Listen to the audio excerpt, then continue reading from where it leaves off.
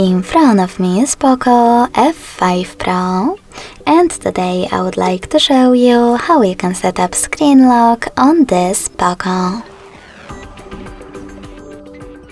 First of all, you need to open Settings and scroll down to access Passwords and Security.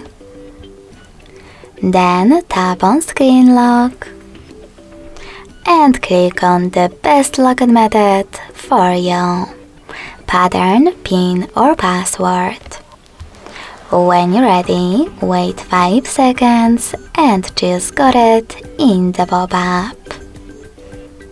Now finally you can create it and repeat it in order to confirm it. Then tap on Confirm at the bottom right corner.